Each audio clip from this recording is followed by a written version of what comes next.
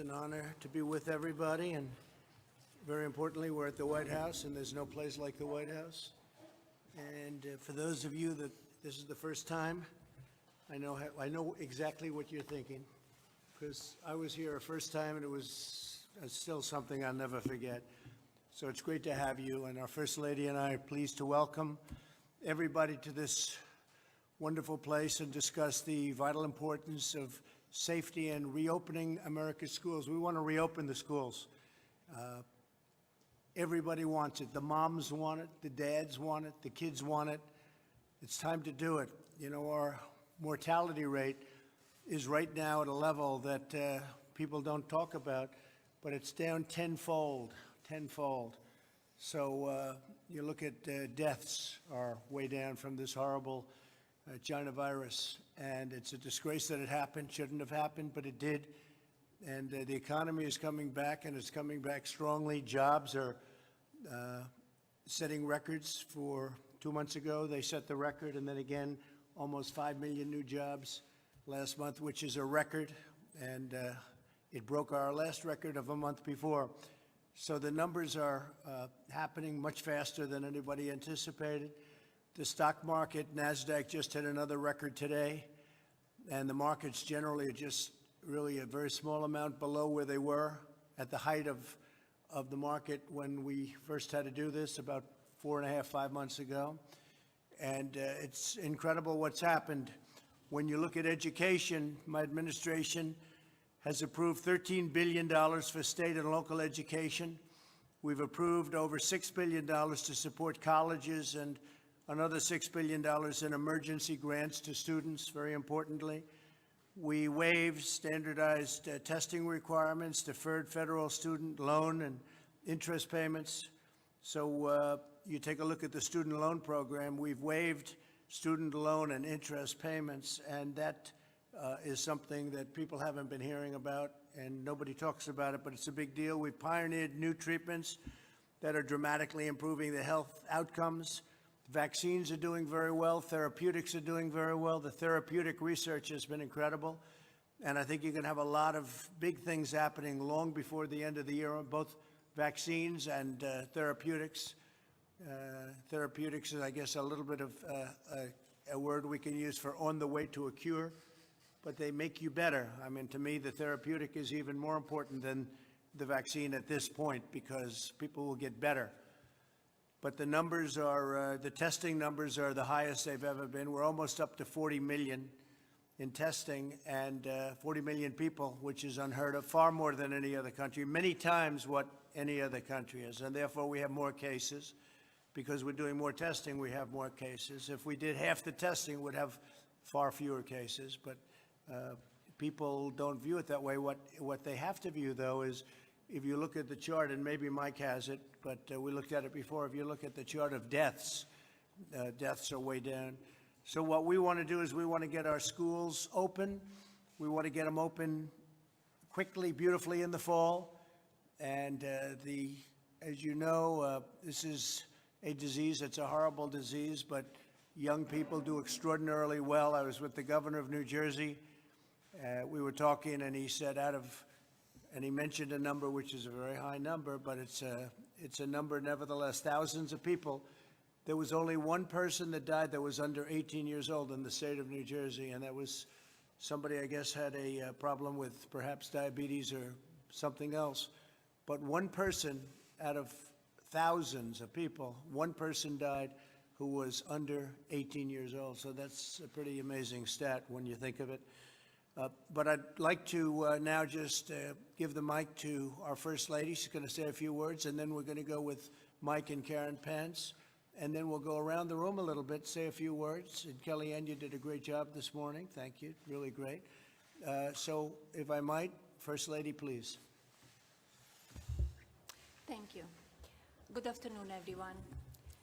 The first pillar of my Be Best initiative is children well-being and taking care of children's social, emotional, and physical health has never been more important than during the COVID-19 pandemic. The administration has worked around the clock to protect Americans from the coronavirus. but many challenges for children and families can be just as invisible as the virus and just as dangerous. When children are out of school, they are missing more than just time in the classroom. They're missing the laughter of their friends, learning from their teachers, and the joy of recess and play. For children with disabilities, without access to technology, or whose homes are not a safe place, the situation can be even worse. As the start of the school year gets closer, I encourage parents, teachers, and school to teach children about the importance of CDC guidelines and to implement them when appropriate. Children's mental health and social development must be as much of a priority as physical health. The same is true for parents. Many will be forced to make stressful choices between caring for their children and going back to work, and we must address those needs as well as their own mental health and well-being. As we continue to come together as Americans to tackle these challenges, I'm honored that you could all be here today to offer your thoughts. I look forward to working with you to make sure that Americans' children and families can be healthy and thriving. Thank you very much. Thank you very much. And Governor, thank you. I see you sitting over there. What a job you're doing. Thank you very much for being here, Governor. Appreciate it. Proud to be here. And thank you, Melania, very much. We just heard, Mike was telling me that Governor DeSantis is doing a terrific job. He just announced that the schools will be open in the fall, and we hope that most schools are going to be open. We don't want people to make political statements or do it for political reasons. I think it's going to be good for them politically, so they keep the schools closed. No way. So we're very much going to put pressure on governors and everybody else to open the schools, to get them open. And it's very important. It's very important for our country. It's very important for the well-being of the student and the parents.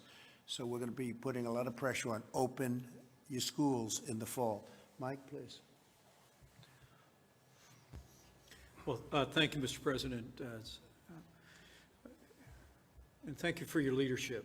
I have seen it day in and day out since you asked me to lead the White House Coronavirus Task Force. And today is just one more installment in your commitment to make sure that our states and our families have all the resources they need to meet this moment. Our healthcare workers are provided for, but also understanding that we've got to reopen America and reopen America safely.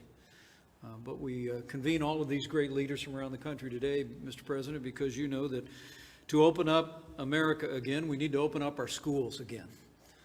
And I want to thank all those gathered here for their efforts as well. I know I speak on behalf of my wife, Karen, when I also want to express our profound gratitude to the First Lady throughout this pandemic. Her regard for families, for children, for the emotional impact that this has had on every American is so admirable. And I'd like to invite everyone to show your appreciation for our First Lady and the work she's done for America.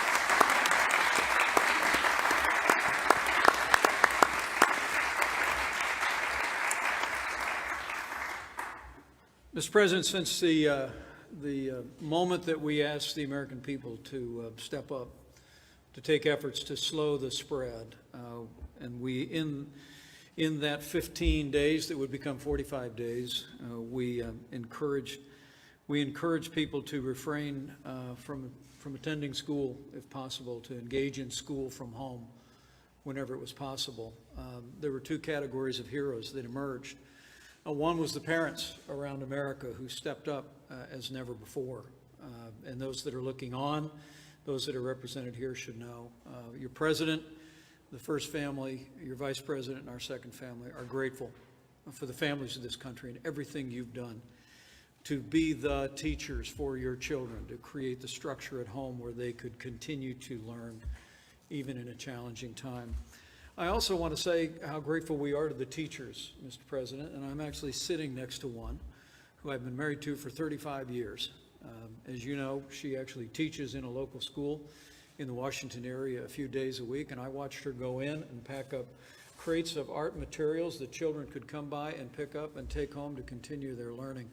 And so I'd like to invite everybody to show your appreciation for the parents and all the great teachers who have done the work of continuing to educate our children throughout this pandemic. Truly been inspiring.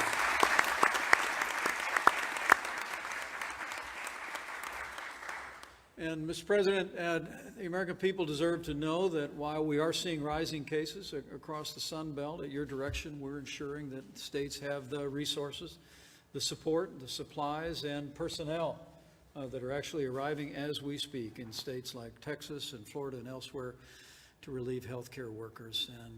And to your point, I hope the American people appreciate the point that you made yesterday on the national stage and did so again today, that because of what our healthcare workers have done, because of the innovation and the medicines that we've been able to make available, literally we have seen fatalities decline by 90% from some of the worst moments of this pandemic.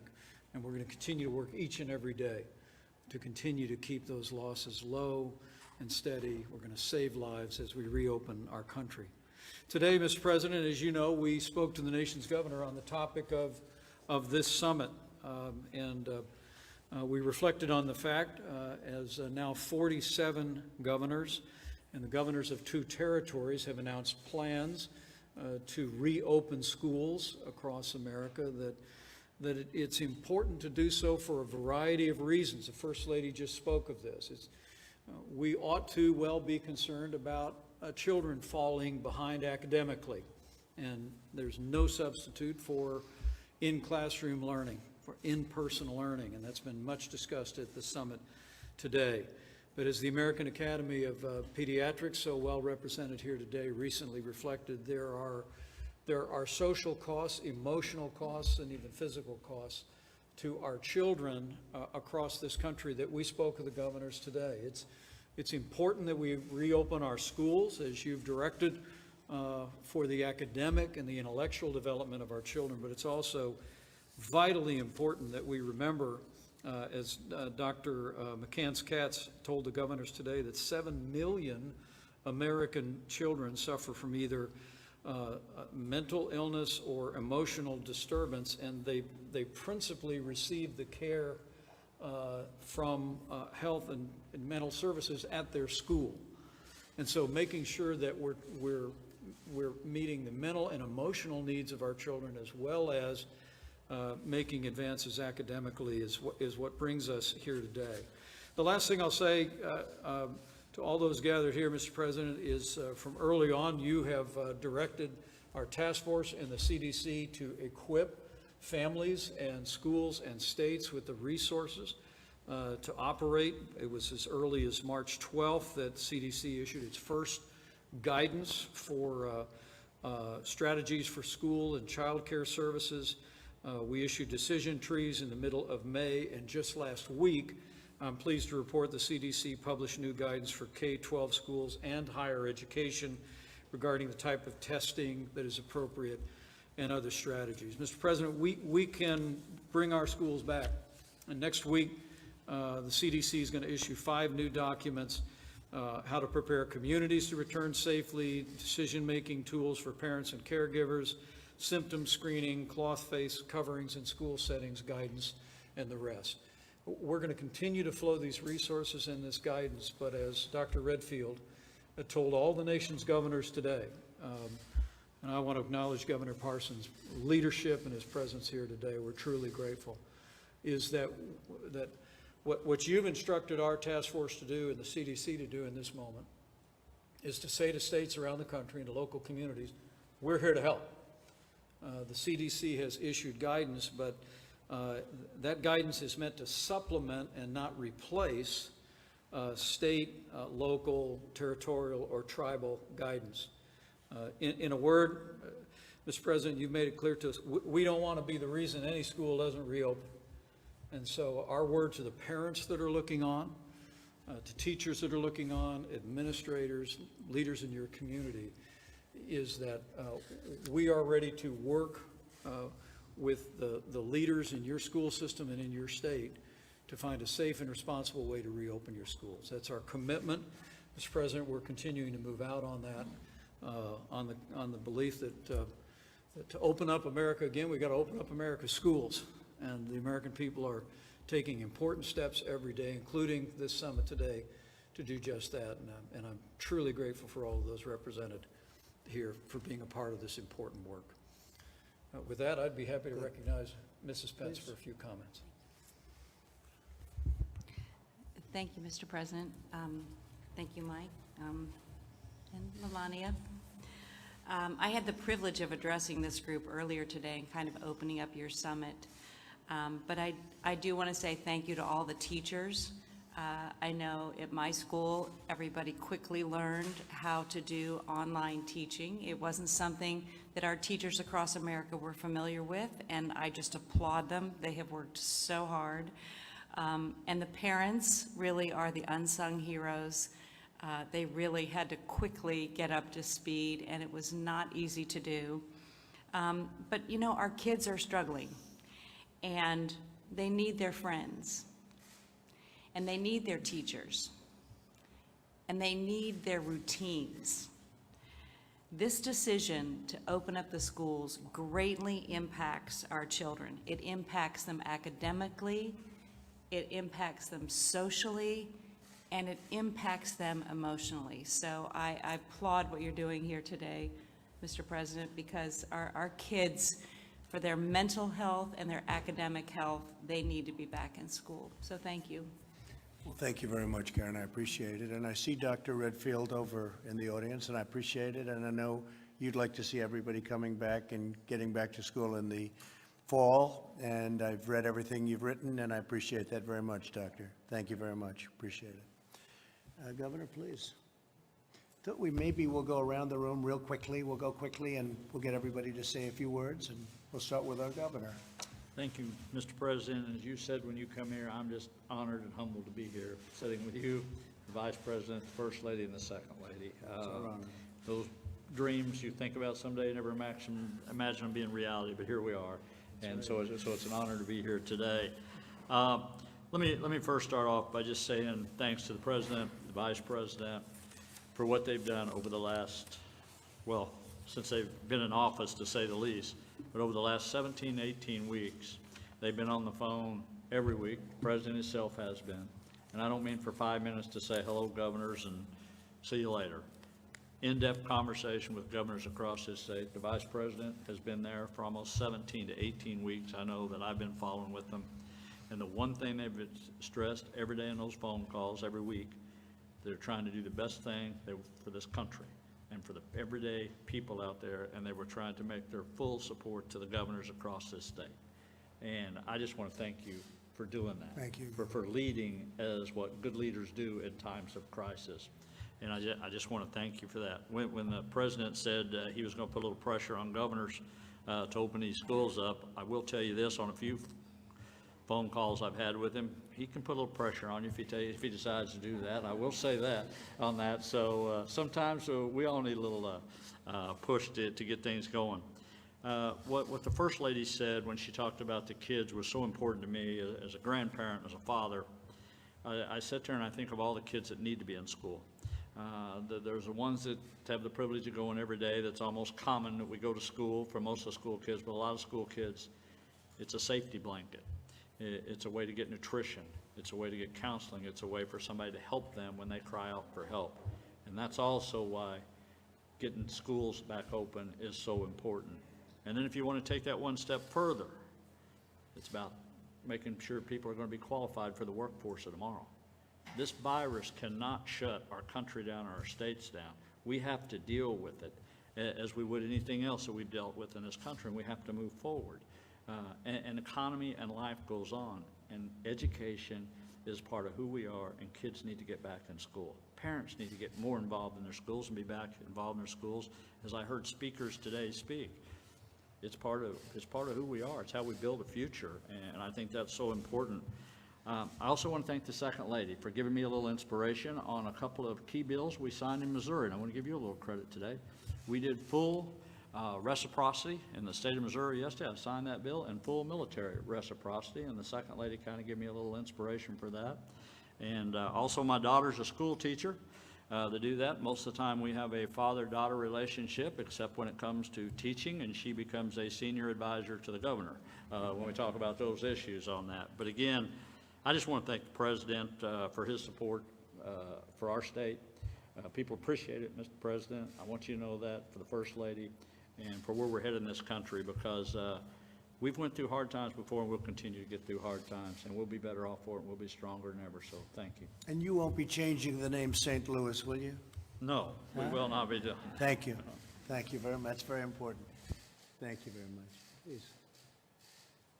Good afternoon, Mr. President. I'm delighted to join you, the First Lady, the Vice President, and the Second Lady here today to talk about why it's important for children to be in school.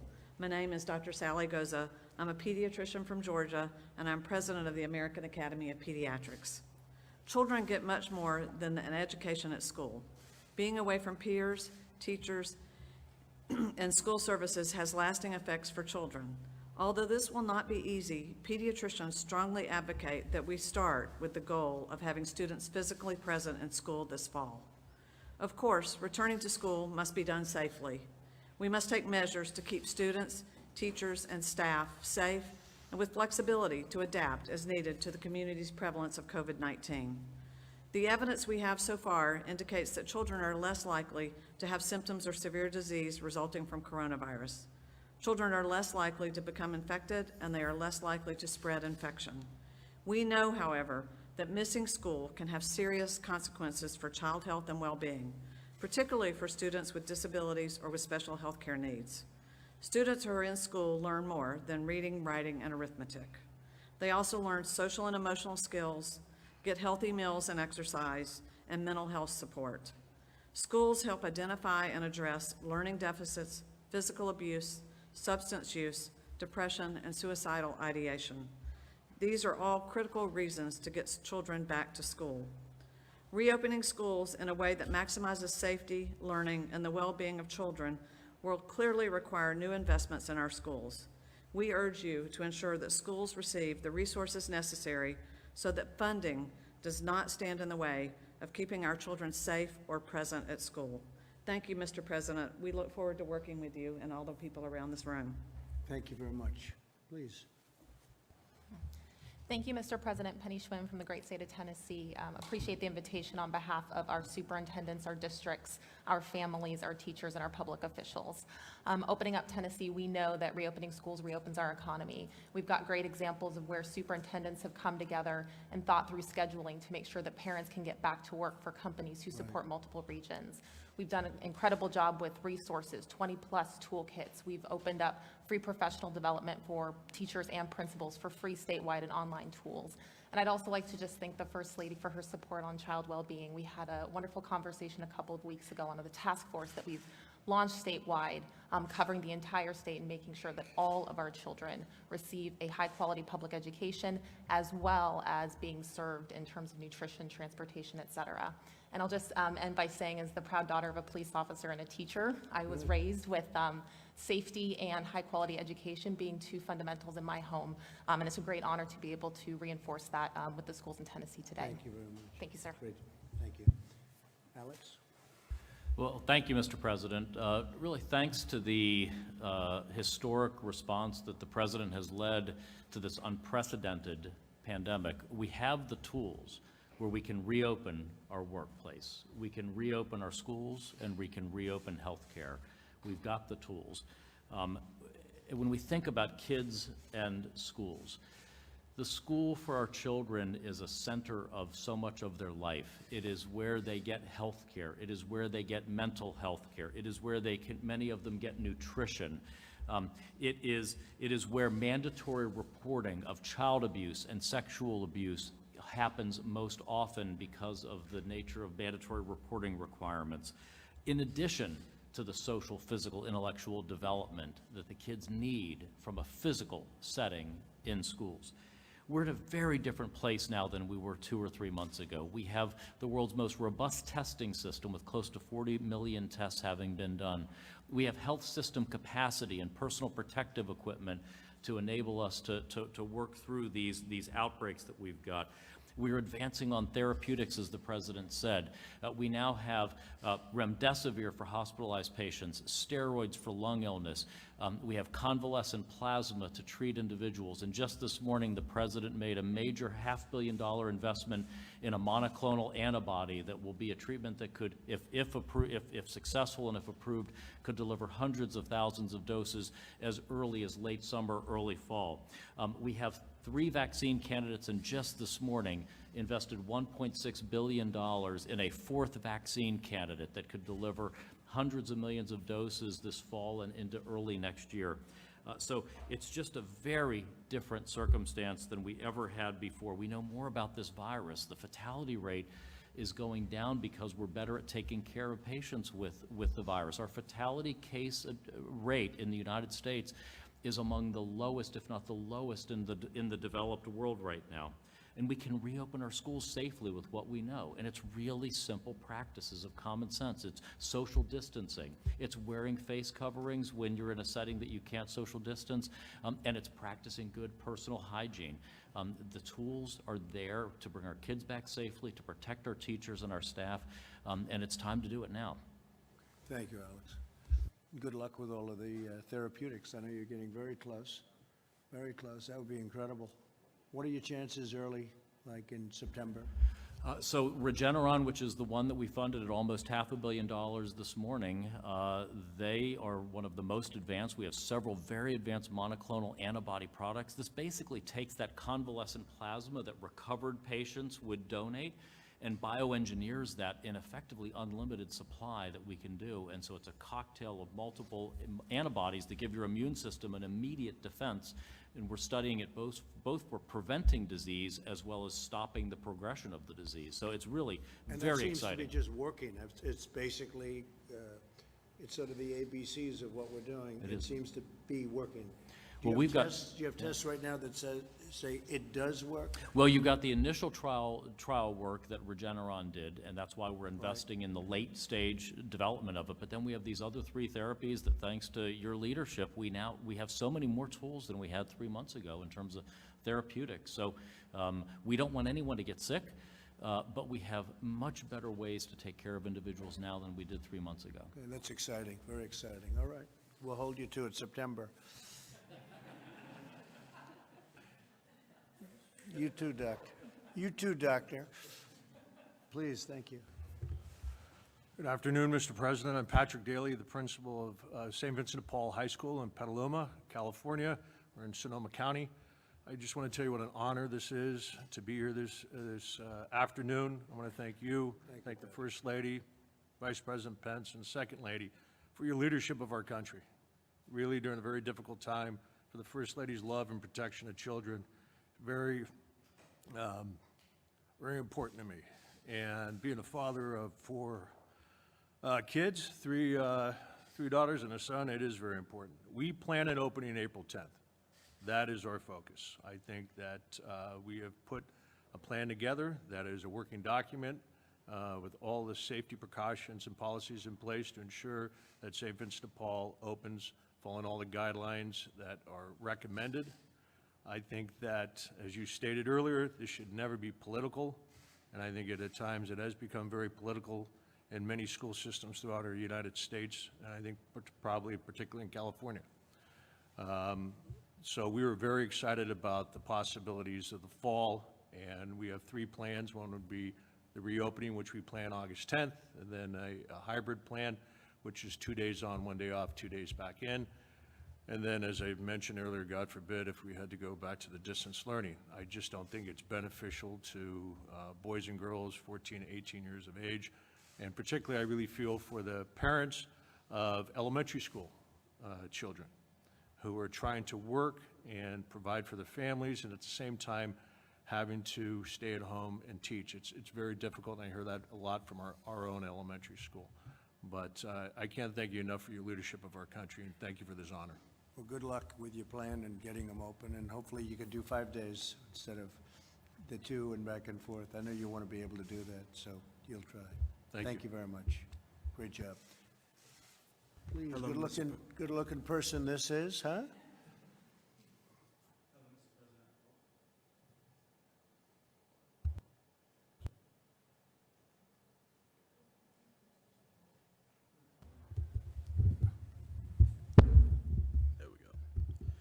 Hello, Mr. President. I'm a student at St. Vincent de Paul High School. My name is Cameron Vaughn.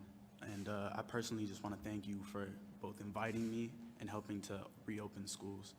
Coming on behalf of the students, it really means a lot just to be able to get back out, and it means a lot to our emotional health and our mental health just to be out there with our friends, because a lot of us don't have that opportunity. And it helps reopen our schedules, so we have something to look forward to. Me, I'm a person of schedules. I run by a schedule, make a schedule for myself. So I just want to thank you very much for getting us back to that. Great job, really great. Thank you very much. We'll get you back, okay? We'll get you back soon. Thank you. Kellyanne, please. Mr. President, Mrs. Trump, and Mr. Vice President, Mrs. Pence, thank you very much. I listened to Cameron Vaughn, and I'm reminded why we're here in this room today on this very important topic, but why we're here in this administration. I believe a hallmark of the Trump-Pence administration has been the success in looking out for and expanding opportunities, safety, and well-being for the forgotten child. And the forgotten child took on a new meaning during this global pandemic. Between the first and third weeks of March of this year, just about 100% of our school children across this country, of all ages, were taken out of their schools and stuck at home. We saw a few things happen, many of which have been spoken about today, but I'll add one more. The digital divide was laid bare in that so many of our students could not access basic digital assets to allow them to confidently and competently complete their schoolwork and to learn and to thrive. The schools are our central nervous system because our students are the heart and soul of our nation. And so today your message is, Mr. President, Mr. Vice President, that all children matter. And our mission is to make sure that all children can safely and securely re-enter their places of learning very soon. This has also impacted our economy, and I have a soft spot for single moms, having been raised by one, and our single moms have been disproportionately impacted through their job security, their wage earning, and most of them are not in jobs for which they can telecommute. So we're creating pandemics within this pandemic. The good news is that our children are at low risk for transmission, even as they are at high risk for maladies, visible and invisible.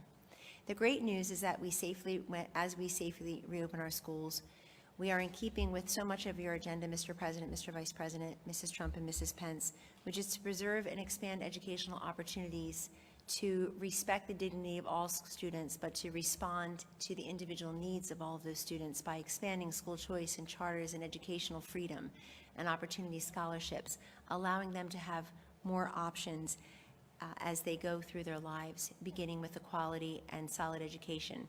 The President has said, if we as a nation can win 2 world wars, dig out the Panama Canal, put a man on the moon, we certainly ought to be able to deliver a quality education to each child. And that begins with reopening our schools and making good on that promise to each and every one of them. Thank you very much. Thank you. Thank you very much, Kellyanne. Hi, Mr. President. I'm Jenny Beth Martin with Tea Party Patriots. Thank you, and thank you, Mrs. Trump and Mr. Vice President and Mrs. Pence, for having me here today. While I am with Tea Party Patriots, I'm also a mom, and my children are sitting right over there, so thank you for having us here today. Mr. President, you are right, and I hope you will trust your instincts. America is not meant to be shut down, and we have to reopen schools this fall. I've been in touch with almost 1,000 doctors from around the country. I helped Dr. Simone Gold spearhead a letter to you signed by 800 physicians and surgeons who talked about the side effects of the lockdowns. I've done a second letter with over 150 doctors, 240 nurses, 330 educators, 70 national groups, and thousands of parents and concerned Americans who want to see schools reopened. Reopening schools is going to stabilize our society. I think it's the #1 most important thing we can do to stabilize our society from top to bottom. Whether it is in a local community, just reestablishing calendars, which churches, nonprofit groups, traffic patterns, people who don't have children care about the calendar for schools. Kindergartners and elementary school students simply cannot learn looking at a Zoom screen. If they could, we wouldn't need schools in the first place. We could just plop them in front of a television. The last place in the world a middle school student needs to be is online, unsupervised by adults. They bully each other when they're in front of teachers. You can't even imagine what's going on with social media right now. Young adults and high school students are losing hope and optimism for the future. And in February, they had so much. And now we turn on the television and we can see the destruction that lack of hope and optimism is causing. Employers have to rebuild their companies. They need employees at 110% to be able to do that. We did everything we could to flatten this curve, and we have to roll up our sleeves now and rebuild our companies. But we can't do that when employees are dividing their time between taking care of their children indefinitely for who knows how long, and trying to get their job done. I have one employee who has 5 children. His wife is a dental hygienist. I'm granting him as much grace as I possibly can, which is easy to do. He's a wonderful employee, but I can't even imagine what it would be like to have 5 children and all of a sudden have to homeschool them all. And it's not even homeschooling, it's helping them with digital learning. Homeschool parents have asked that we're careful about not conflating the two. For me, I'm a single mom now. In 2007, 8, and 9, I went through financial crisis. My then husband's business failed. We lost our house, we lost our cars, we lost everything. I cleaned houses to help make ends meet. I've done everything possible to rebuild. I know what those families who are now unemployed are facing. Trying to divide their time between taking care of their children, not knowing if their children are going to be educated, and figuring out what they're going to do with their life is the hardest. It's incredibly difficult. And for people who think, oh, we can just work at home, or we're essential, you're an essential employee, it sends the wrong message. Every single person in this country is essential. We are the United States of America. Every one of us is essential. Every one of us is important. And not every single family can afford a computer so that their children can be online at the same time, or Wi-Fi, as Kellyanne was just talking about, to be able to do Zoom all at the same time. So families are suffering and the education is suffering as well. And as a single mom, this situation is ripping me in two. You cannot be in 2 places at once, physically or mentally. And I'm doing the very best I can to take care of my children. Their father, when they're living with their father, he does a great job taking care of them. But when they're with me, I'm doing everything I can to take care of them, help them prepare for their senior year of high school, make up prom, dealing with whatever else we have to deal with from the shutdowns, and run a company and work. And it's impossible. It's impossible to do what we need to do. So the schools must be reopened. It will stabilize our country. I cannot thank you enough for doing this today and sending this message. And the doctors who I've been working with, they want to do anything they can to help calm the fear that is permeating our country. They understand we have to have a healthy respect for the virus, and we have to be able to live our lives. And they and I will do anything we can to help you with that. Thank you very much. Great job. Looks like you're doing a good job. Is your mother doing a good job? She good, right? You said the right thing. Okay, great job. Thank you very much. Mr. President, First Lady, Mr. Vice President, Second Lady, on behalf of the great state of Tennessee and Governor Bill Lee, I want to thank you for all of the help and resources and support that you and your administration have provided us. You guys have been accessible, you've been responsible, and that means the world to us in the states when we're trying to do our jobs. I'm Dr. Lisa Piercy. I'm the Commissioner of the Tennessee Department of Health. I'm also a pediatrician and a mother of 4. And I know very clearly that education and economic prosperity are key drivers of health. We know in Tennessee that kids have to get back to school and parents have to get back to work. It's paramount for our economy, and it's paramount for the health of our nation. And we're doing our part in Tennessee for that effort, and thank you Yeah, again. thank you, and say hello to Bill, please. Thank you. Doctor? Thank you, Mr. President, First Lady, Vice President, Second Lady.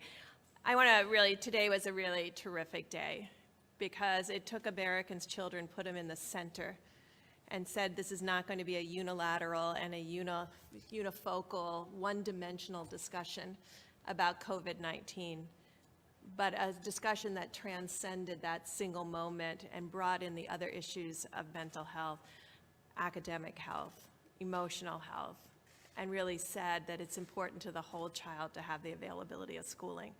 And I think having that discussion that was multidimensional, having teachers here and students here, and the health commissioners here and the secretaries here was really very helpful, because I think it not only put the child at the center, but also made it clear about how important these other issues are that are beyond COVID-19 in the health and welfare of our children. And so the discussion was terrific, and I think we have a way forward. Thank you very much. Thanks, Tim. Thank you, Mr. President, so much for including me in today's event. I think I'm on now. Thank you for including me so much in today's event. I want to thank you.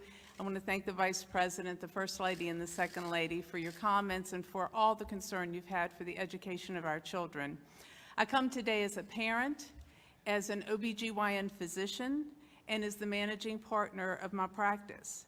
This has been a very scary, but also a very enlightening experience to have walked through. It's been quite the challenge, and I will say quite the challenge. But the first thing I want to say is it's so important to get our children back in school. Our higher education students, our high school students, and our middle school students are so embedded in social media already. What they need is that social interaction with each other and with adults, because without that, I fear what our society is going to look like. The preservation of society is reliant upon the interaction of these children day to day, face to face with each other. I also saw the anxiety of my youngest child, who's here today with me, Macy, back on that side. I saw her anxiety when she came home from college. The anxiety of not knowing how her education would continue, of then trying to set up the Zoom meetings and make it happen, but more importantly, not having the opportunity for those in-person tutorials or that in-personal relationship with a professor to complete her courses. And I think her courses did suffer because of it. She's a good student, and it wasn't dramatic, but I can only imagine what it was like for other students. My eldest child had a learning disability. To try to bring him home and do this education online without that in-person benefit, without the tutors being there present, would have been a disaster to his now very good career in Richmond. And I just fear for that student especially. As we go back to school, I think it's very important that we also educate these kids, because they sometimes do rise above it and feel as though they don't have the mortality or the morbidities or that problem of interaction with each other. They will have new family units. My daughter will be in an apartment with 3 other girls. They will be the new family unit. And it's important that we educate them for that, for when they come home, that they realize that their elders, their grandparents, and all are now vulnerable to them. That family unit has changed. But we can do this, and we can teach them. And masking, they've learned this. It's important, but we have to reinforce this at the college level to keep it ongoing as a priority. And I know that we can do it. The other thing that I, as a physician, am a strong believer in is herd immunity. And what I'm not proposing is that we put all of our students in a big vat and only the survival of the fittest come out antibody positive. I'm not saying that. I do think it's important to stop this tremendous isolation that keeps the virus as the winner. We need to get out. We need to have the vaccines to help us. We need to have the interaction that helps to get that immunity so that we can protect our vulnerable, and we can protect our elderly, and we can protect those younger folks with comorbidities, because we've got a society that is immune to the virus, and we can put the virus back in its place. And finally, I just want to, again, thank you for being here. Thank you for hearing me out. And thank you for putting education of our children in the utmost, and for putting our economy in that place too, because as a business owner, when I have parents who have to come late or leave early in order to educate their children and yet run a business at the same time, as this lady stated, it is incredibly difficult, if not impossible. And we want to maintain their jobs, we want to maintain their work ethic, but we also want to maintain the intelligence of their children and of our future. And so I thank you again for your interest in this and for letting us be here. Thank you. I think it's very important to note that we've done it right. We closed up. We were amazing the way our great citizens adhered to what we wanted to do, and we saved, I think, millions of lives. Now we want to be open. We understand the disease much better. Nobody knew what this was. Nobody had ever seen it before. There's been nothing like this since 1917. That's more than 100 years ago. But we saved tens of thousands of lives, hundreds of thousands of lives.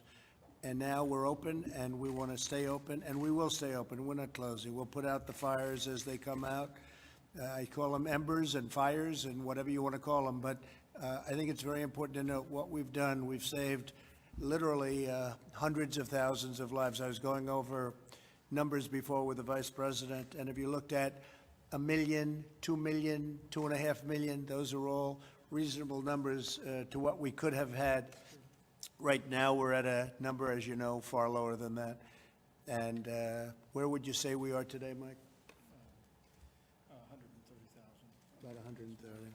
So we're at 130, and we could be at way over 1 million right now, and I think it could have been 2.5 or 3 million people. So, but now we're open, and now we understand the vulnerable. We understand who has the biggest problem with it, and we watch that group and that age group, and also people that aren't feeling so well with respect to, in particular, Deborah, certain diseases. The diabetes is bad, the heart is bad, and we watch very closely, and we've done it right. When you look at what happened with Sweden, I kept hearing about Sweden with the herd, with the pure herd. The herd concept of opening up and keeping open, all of a sudden it exploded. You look at what's going on in Brazil and a couple of other places. So we've really done it right, but now it's time to be open. It's time to stay open, and we will put out the fires as they come up, but we have to open our schools. It's so important to open our schools. And what you said from a psychological standpoint with respect to staying home any longer, you can't do it. You can't do it. That has great dangers also. So that's where we are. We're not closing. We'll never close. You'll have certain areas that will have difficulty, and they'll do what they have to do, and that'll be up largely to the governors, but it's also, they're in very strong consultation with us. We're supplying them with tremendous materials and gowns and masks and anything else they need, and they should be doing it themselves, but we've made a lot of governors look very, very good. We've made a lot of governors look very smart that weren't so smart, and some have just done a good job right from the beginning. I could give you a list. I could grade them. I could grade them out from 1 to 50, and you'd be amazed. You might be surprised at some of them, both good and bad. But I thank you very much for your remarks. I think it's very important. What you said, I think, is very important. Please. Mr. President, First Lady, Mr. Vice President, Karen, it's great to be here and to represent the great state of Indiana as president of Ivy Tech Community College. We are Indiana's community college, so 160,000 students across our great state. And I just maybe want to remind you, as we talk about higher education, the true workforce engine that community colleges are for our nation and how important they are, and the students that we serve. So let me just speak a little bit. We don't serve as much the 16 or 18-year-old, though we have many traditional students. It's often the single mother that we heard about, 29, 30-year-olds and beyond, coming back part-time, and how important it is that they have access to community college. They're also typically the lower income. Our first-generation students are students of color, those that really do need to have the opportunity for the American dream. So this has been incredibly important that we continue to run. And so we have. We've been virtual. We were virtual this summer, and as of Monday, Vice President, we are doing completion academies on campus to ensure that those nurses and welders and all that need the hands-on and labs courses, that they can be out there joining America's new jobs that are coming and being part of a strong economy. So we've appreciated the great support, the CARES Act, all that's gone on. We will operate. We will be face-to-face. We will be hybrid. We will be online. We will be virtual. And for our single moms, we'll even be learn anywhere, which means that they can decide week to week if they can come on campus or be virtual or be asynchronous. So we know we have to change to meet the needs, but we appreciate the great support of this administration. Thank you. And we will continue to work on behalf of ensuring that this economy has the workforce and success that it needs going forward. Thank you very much. Thank you. Thank you, Mr. President. I'm Fess St. John. I'm the Chancellor of the University of Alabama System, which includes the University of Alabama, Good. UAB, UAH, and the Academic Medical Center at UAB. It's an honor to be here. Appreciate your hosting this.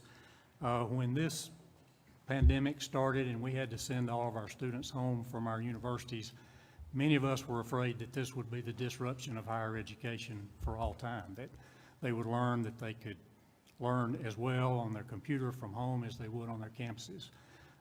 One thing this has taught us is we're not worried about that anymore. Right. Our students are yearning to come back to campus. They want to be there.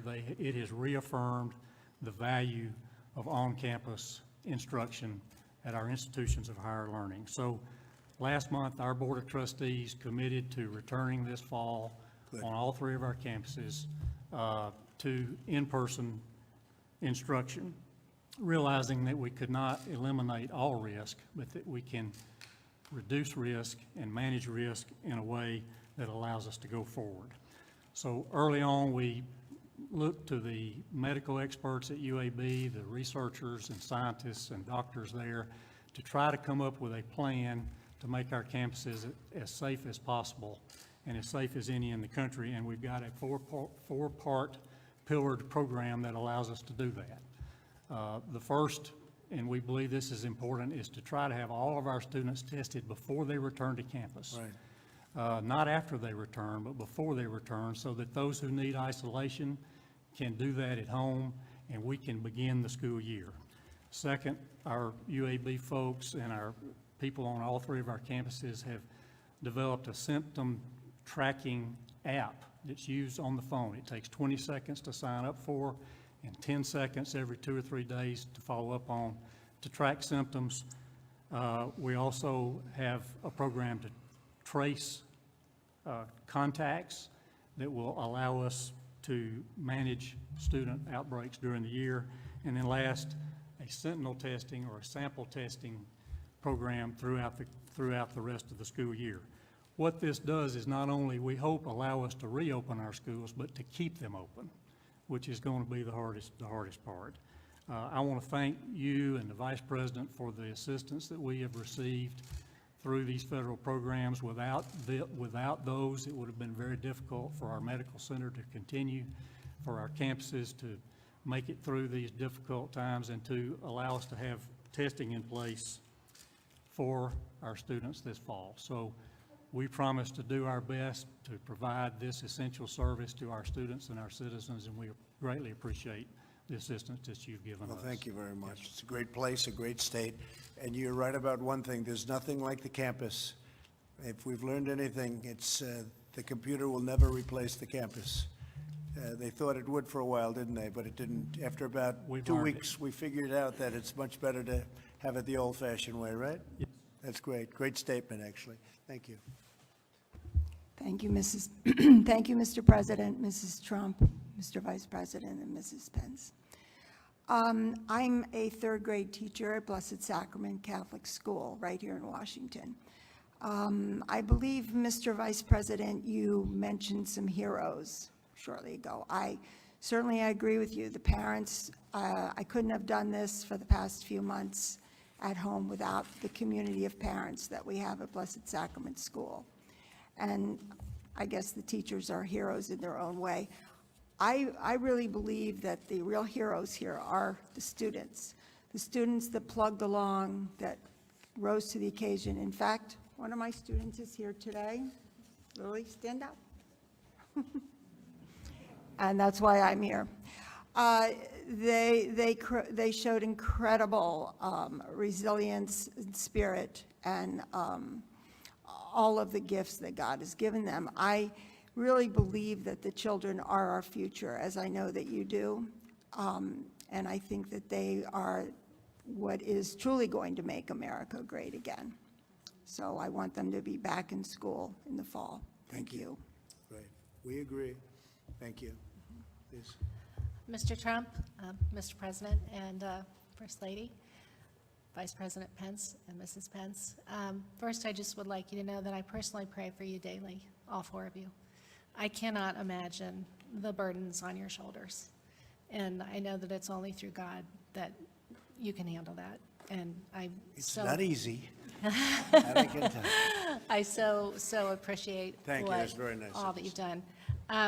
I am the president of our school board in the great state of Ohio, in Cincinnati, Indian Hill, and we are very actively working to get our children back in school full-time, all together, as safe as possible. We are fortunate that we have a lot of resources and we're able to do that. My biggest concern, and I hope through your leadership, we will not have overregulation at the local level that would keep us from being able to accomplish that goal. My biggest fear is that we will get everybody back, we'll get into a routine, and then because of regulations and mandates that we would have to close back down or to send children home, and that is a very big concern. That would be just such a disruption on top of a disruption. So that is probably my biggest concern. I'm also very happy to hear that University of Alabama has made the statement to go back to school. I have 2 college athletes, and we've been waiting all summer to know what's happening at that higher education level, and it's disruptive. They're going into their senior years, and internships were canceled, and it's a scary time. That's a scary time anyway on a good day for a young person. So I really hope that our higher education institutes will make some decisions soon. And really, I'm just honored to be here. I appreciate so much what all of you have done. And however we can help, please don't ever hesitate to reach out. Thank you very much. And will Alabama be playing some great football? What's going on with Alabama? Mr. President, that's not the first time we've heard that question, I can promise you.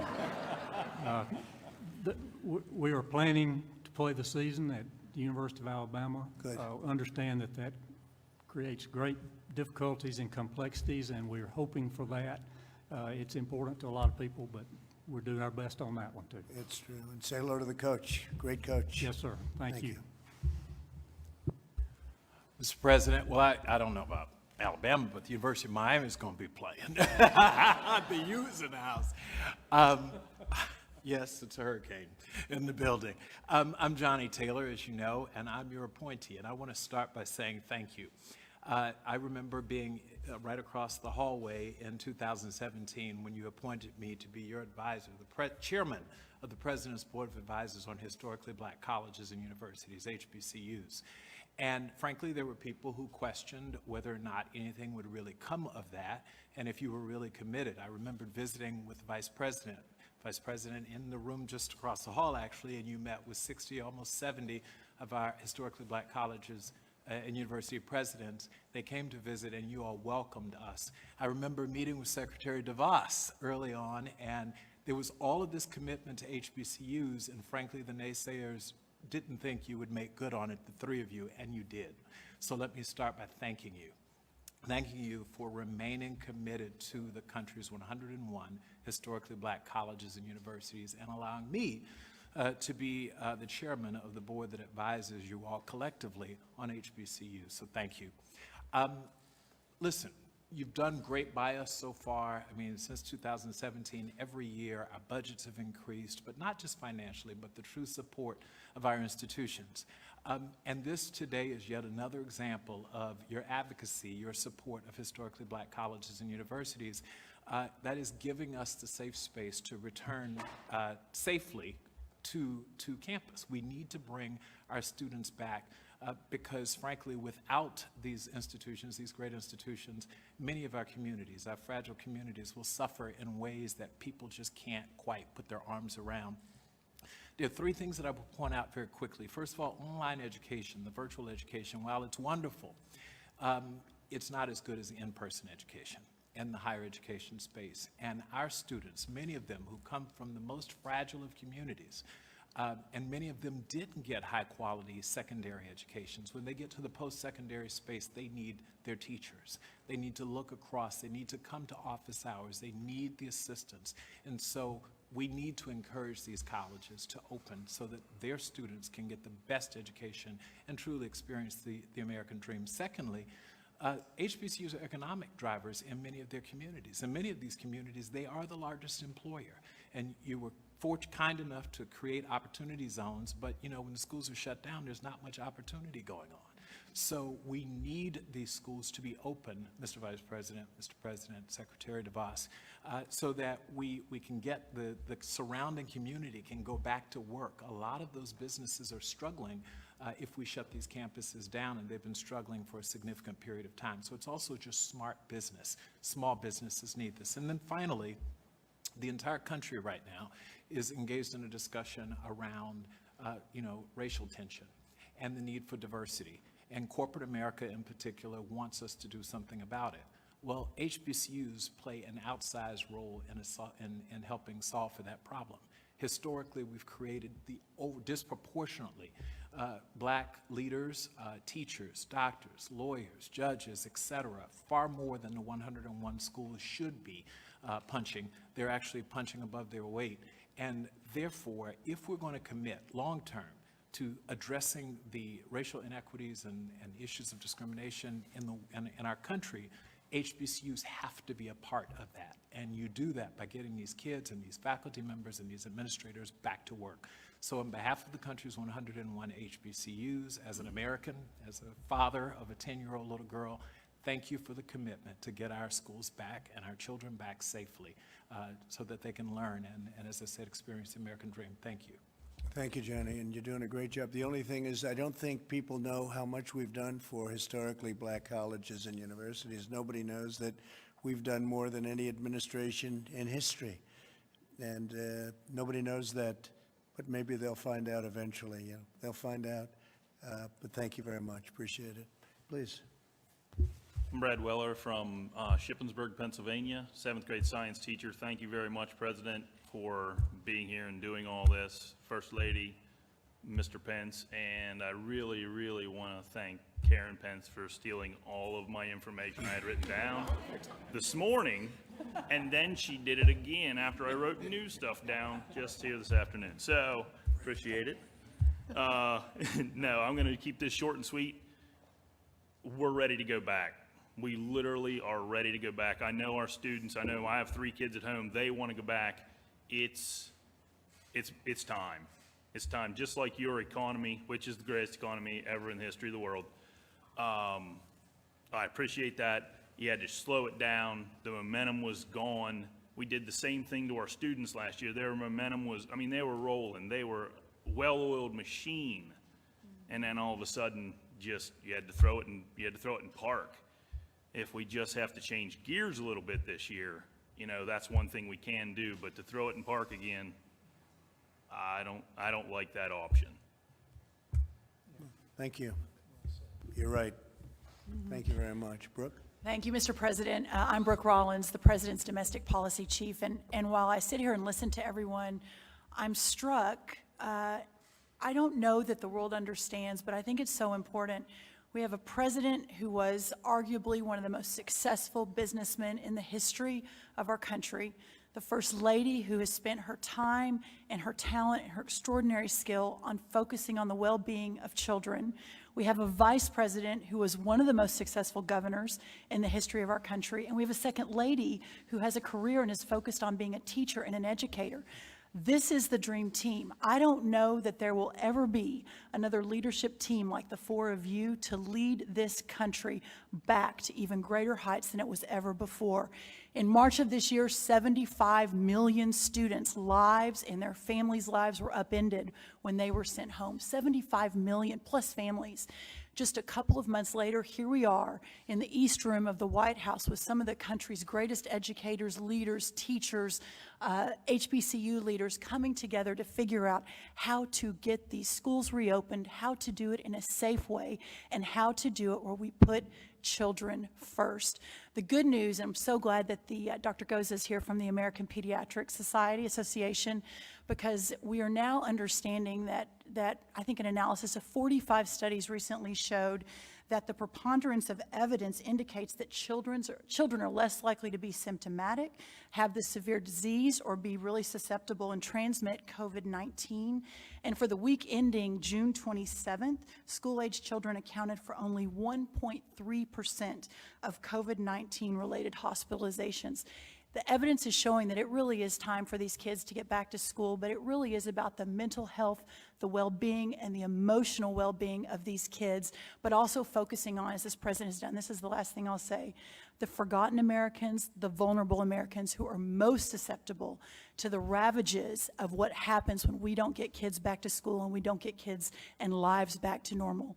As the mother of a 5th grader, 7th grader, 8th grader, and 10th grader, there is no doubt in my mind, representing all the moms in this country, that we'd really love for our kids to get back to school, but it's about so much more than that. It's about the well-being and safety and economic prosperity of this country. And having this dream team, along with Kellyanne and Secretary DeVos, Secretary Azar, and our teams here, this country needs to know that we are fighting every single day for every American and to ensure that we can reopen safely and make sure that it's done in the proper way. So thank you, Mr. President. Thank you, Brooke. Thank you very much. Please.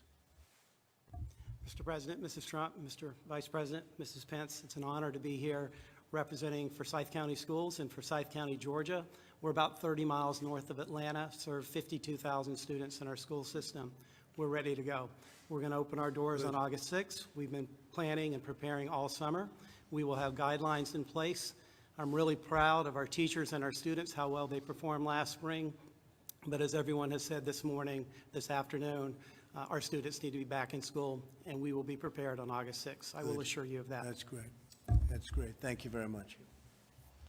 Thank you, Mr. President, Mrs. Trump, Mr. Vice President, Mrs. Pence. Mr. President, thank you for your bold leadership and for convening us here today for this vital conversation.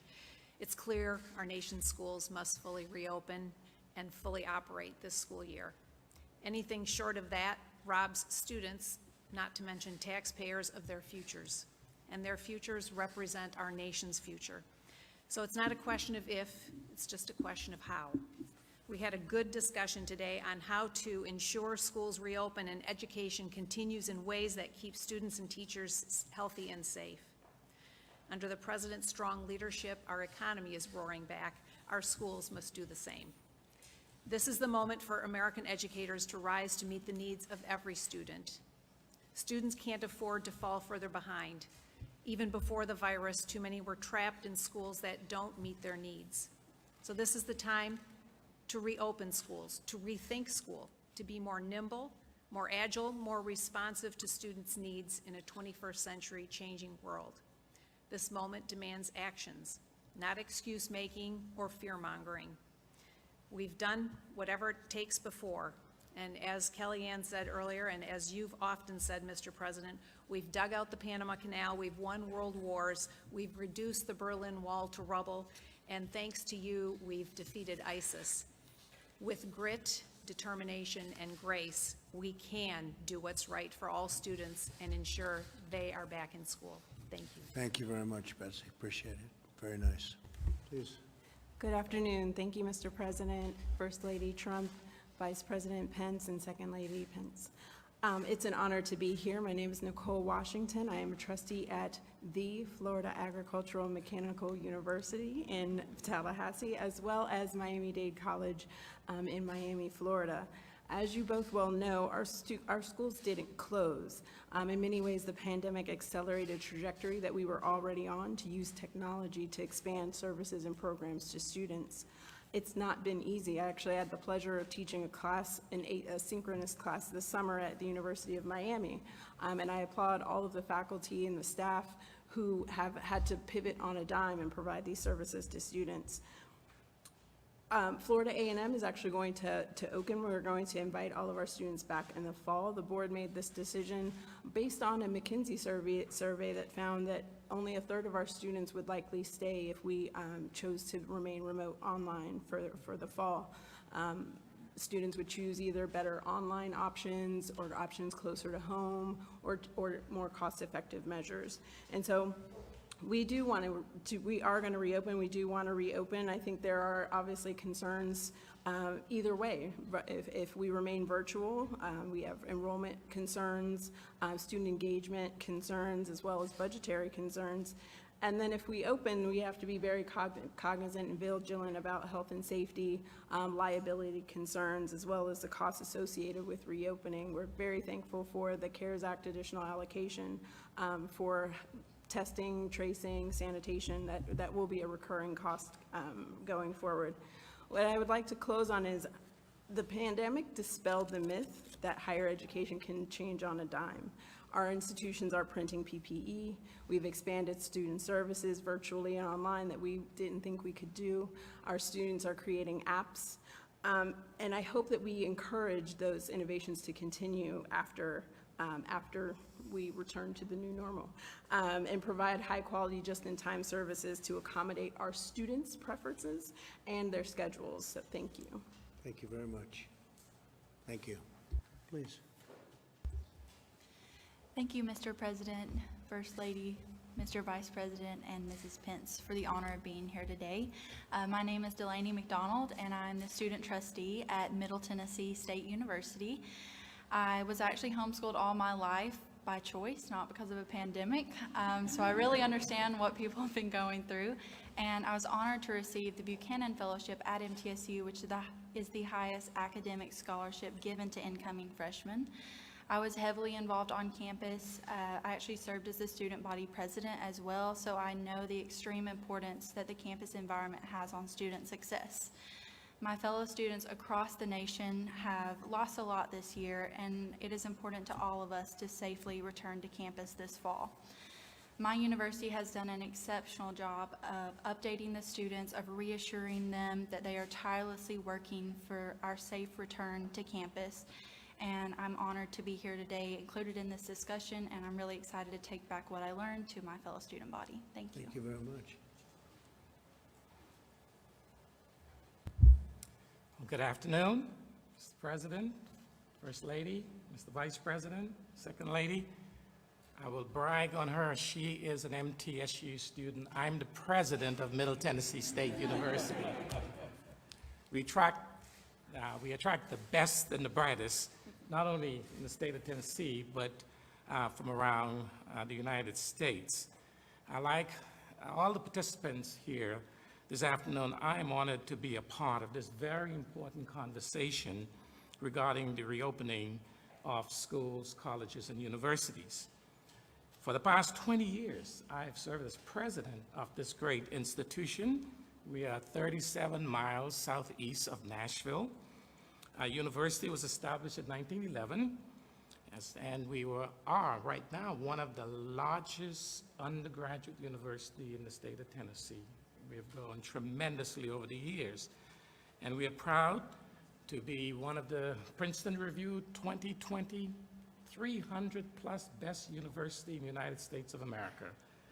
We're doing some incredible things there at that university. We have 22,000 students, a very diverse student body, 38% of our freshman class, first generation, and we are proud of that. 40% are low income. Our average ACT score is one of the highest in the state of Tennessee. We are a major comprehensive university. And each year for the state of Tennessee, we produce more degrees than any university, 5,000 degrees each year MTSU produces for the state. Now, some highlights of our decision to reopen. We stepped out. We were the very first university in the state of Tennessee to announce that we are going to reopen for the fall, in-person classes. But in reality, Mr. President, we never closed. Because of the nature of our student population, many of our students had nowhere to go in March when a lot of schools closed down. And so we kept our residence halls open. We kept our cafeteria, and we provided the same service, obviously taking consideration the virus. And so we feel that we have the experience of actually operating a university in a pandemic. We regard the health and the safety of our students and our employees as priorities. And it was really interesting as we were making this decision. We have a very active parents' Facebook page, sometimes too active. We have a very active student body Facebook page. And so we surveyed them. We surveyed our parents and our students, and we asked them their feelings about returning, and would they return. The vast majority of both our parents and our students from that survey indicated to us that they would want our university to be opened. So my executive team that made these decisions, including the doctor of our health center, we decided that we were going to put together a plan that would make our parents and our students confident. We can't guarantee anything with regard to this virus, but we felt that if we communicate with them and put a mitigation plan together, and I have two of my colleagues here from the state of Tennessee we've met already, and my university had a meeting, was it last week, Commissioner? She brought her staff down. We have put together a very strong mitigation plan that deals with testing, contact tracing, and isolation and quarantine if needed for our students. I want to just give a brief overview of how the CARES money really helped our university, Mr. President. As we look at pivoting from in-person to online and remote, we always had a strong technology operation, but we needed to build a stronger one that would provide the quality education to our university. So we invested $6.9 million. 3.4 of the 6.9 came from the CARES Act. And this investment allowed us to purchase the newest instructional technology to facilitate teaching and learning at the university. What does this mean is that regardless of where a student is, every single class at our university is going to be captured electronically, and it's going to be archived. And students would be able to access those lectures at any time, anywhere, which means if a student gets sick or they have to attend to a sick parent and they can't make it to class, or they are not going to be disadvantaged as a result of this technology. And so we believe that is in the best interest of our students to open up, to provide that top quality education. We feel that for our students, our university provided 459 laptops, free laptops for our students, 673 internet hotspots, free. For our faculty, 101 laptops, 235 internet hotspots. And so I close with this, that we must understand the demographics, we must understand our community, and indeed we must understand some of the challenges that we are going to face in higher education.